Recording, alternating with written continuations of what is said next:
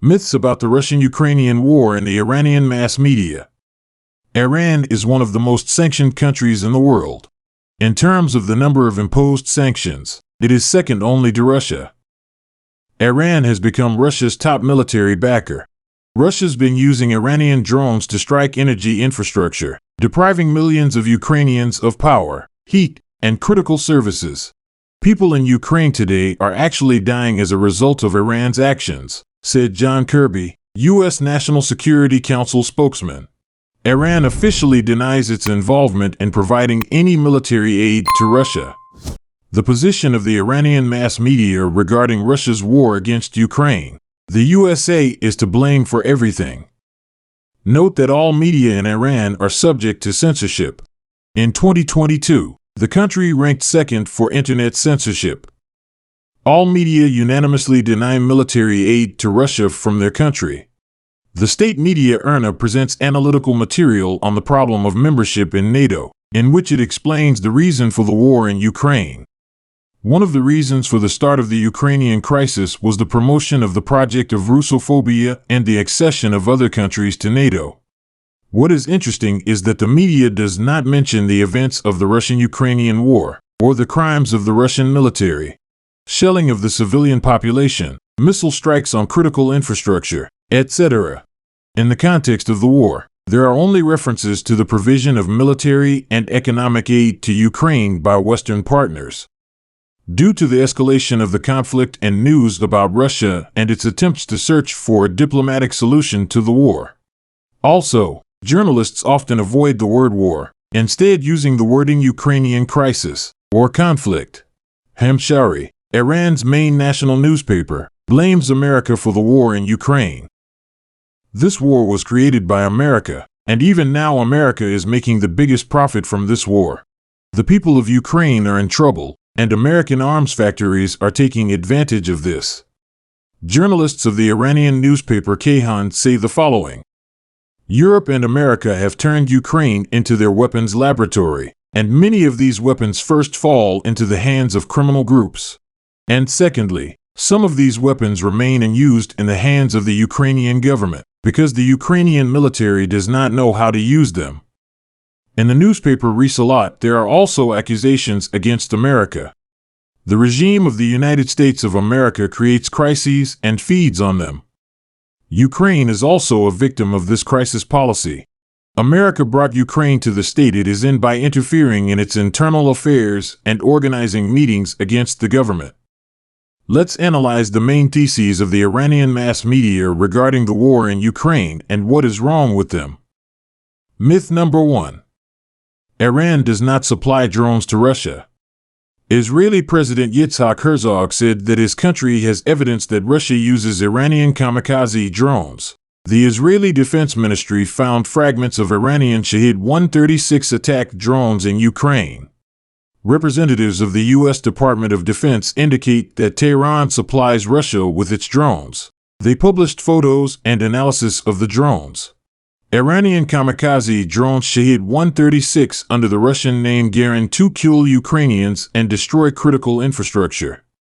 The Office of the Prosecutor General of Ukraine also stated that they have no doubts about the involvement of officials, legal entities, and individuals in the production and supply of drones to the Russian Federation. We have this information that confirms Iran's involvement in this, and we will prove the guilt of these officials. These individuals both in national courts and in international courts, using evidentiary information for this. And right now, the investigative bodies are collecting evidence with which we will be able to convince the court of their involvement in these crimes, stressed Yuri Belousov, head of the Department for Combating Crimes Committed in Conditions of Armed Conflict, of the Prosecutor General's Office. Myth number 2. Russia attacked Ukraine because of Russophobia and NATO expansion. Russophobia is a term that initially indicates fear, but in this case it means hatred. Hate, on the other hand, presupposes the existence of a reason for hatred. Logically, hatred is a reaction to some threatening actions that can cost a person's life. Hate is a feeling that does not arise out of nowhere. It is a secondary reaction to a threat. And it's defensive. Ukraine did not invade the territory of Russia, and verbal structures cannot be the cause of the attack. They can only generate a verbal reaction.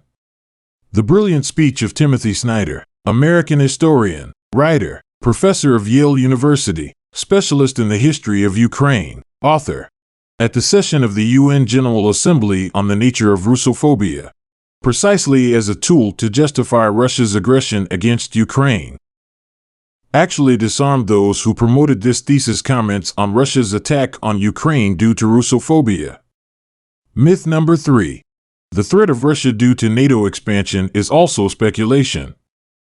Russia's statements about a promise from NATO not to expand are false, because there was no such promise. The Russian mass media refer to the fact that such a promise was verbally given to Mikhail Gorbachev, but Gorbachev himself denied this statement. About 20 years ago, Russia was one of NATO's main partners in the East and saw no threat from NATO. Now the NATO bloc is the main threat to Russia. NATO members have never made any political or legal commitment not to extend the alliance beyond the borders of a united Germany.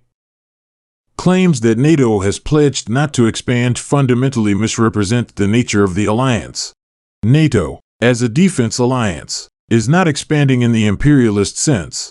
NATO membership decisions are made by each individual applicant and the 30 current NATO members.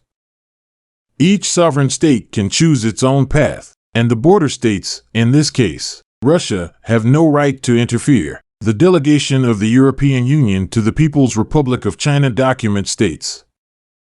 Myth number 4. America interfered in the internal affairs of Ukraine and started the war. America's influence on the internal politics of Ukraine is a myth. Ukraine is a democratic country. The presidential elections were held in accordance with democratic standards, which is reflected in the assessments of international observers. If there was any influence on domestic politics, it was only from the side of Russia. This is stated in the report of the Atlantic Council, an analytical center, a non-governmental organization of the United States, which mainly studies the international relations of the Atlantic community and international security problems. It is clear that the media of Iran, an authoritarian country that is an ally of Putin's Russia, supplying it with drones that kill Ukrainians, blames the USA for everything, justifying its own theocratic regime. Back in 2017, Iran's supreme leader Ayatollah Ali Khamenei declared that the United States was the enemy. Therefore, Iranian propaganda narratives are practically identical to Russian ones. Meanwhile, it is obvious that the USA was by no means interested in Russia's attack on Ukraine.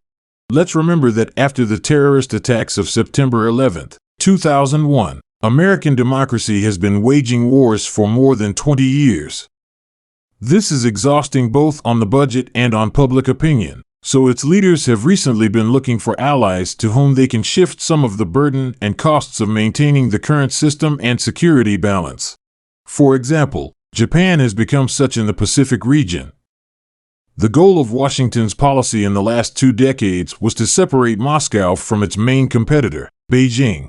All the numerous concessions to Russia and attempts to reset relations, starting from the time of Obama, and ending with Biden's agreement after his election to the post of U.S. President, to the completion of Nord Stream 2, the continuation of New START, agreement on reducing strategic nuclear weapons, actually on the terms of the Kremlin. In an effort to reduce the burden of American military spending in Europe, Joe Biden generally hoped at the beginning of his term to make a bet on Germany as a leader in maintaining security in the region, which it did not live up to. Thus, in the spring of 2021, President Joe Biden announced that he refused new U.S. sanctions on the Nord Stream 2 gas pipeline, as it is almost completed and imposing sanctions is counterproductive from the point of view of American relations with Europe, primarily with Germany.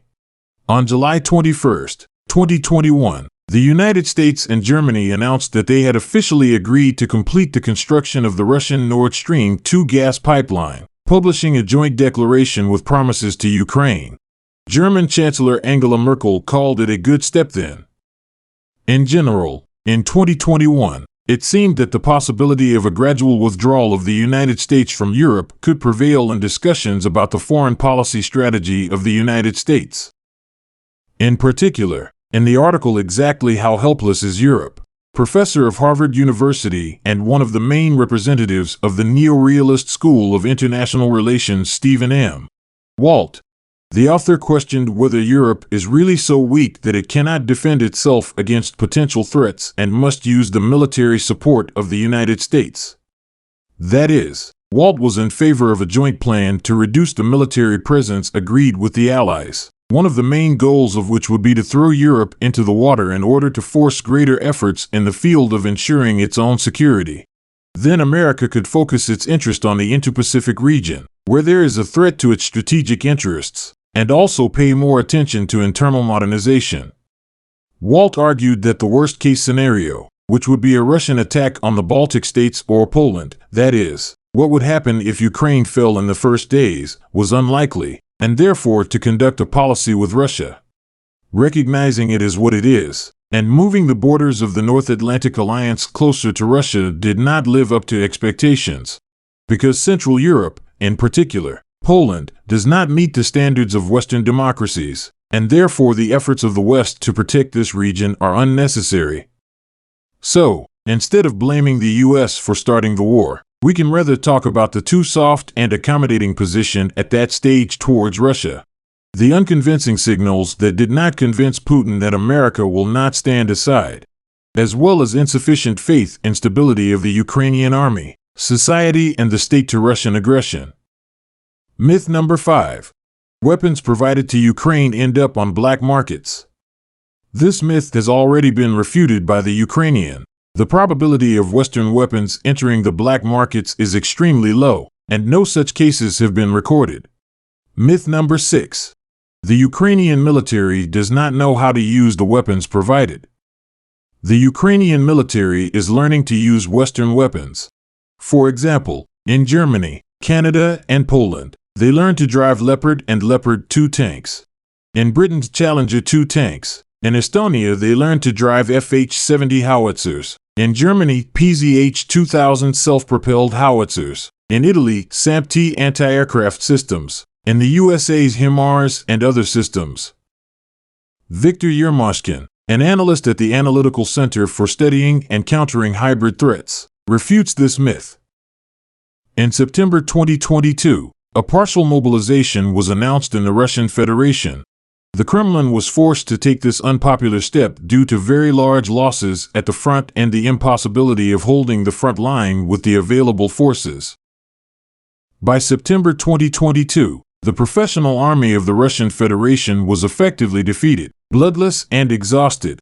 At the same time, the losses of the armed forces are several orders of magnitude lower. This state of affairs is possible only under the condition of effective use of the available weapons, including Western weapons, by the armed forces. For now, it is known that the USSR suffered heavy losses in armored vehicles, about 3,500 tanks, 6,900 armored vehicles, 2,600 artillery systems. The Kremlin is forced to remove from storage old tanks, armored personnel carriers, artillery systems of the 50s and 60s. Because the Russian military-industrial complex does not have sufficient capacity to restore and produce modern equipment to compensate for losses. This fact also proves the effective use of weapons provided by the armed forces. A vivid example of a very effective use of weapons and weapons that change the rules of the game on the battlefield is the use of Western-made MLRS by the armed forces, in particular the well-known HIMARS complex.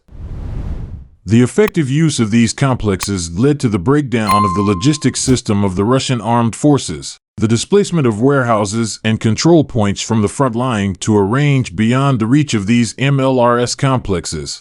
This complicated the supply of Russian troops on the battlefield and complicated the management of troops. Separately, it should be noted the significant role of short and medium-range air defense equipment supplied by Western countries to Ukraine. Competent and effective use of this weaponry of the armed forces has already led to a significant strengthening of Ukrainian anti-aircraft and anti-missile defense. Excluded the use of aviation by the Russians in large cities. Excluded Russian dominance in the air. Iranian narratives are almost the same as Russian ones. Along with military aid, Iran supports Russia in spreading fakes and propaganda aimed at justifying armed aggression against Ukraine.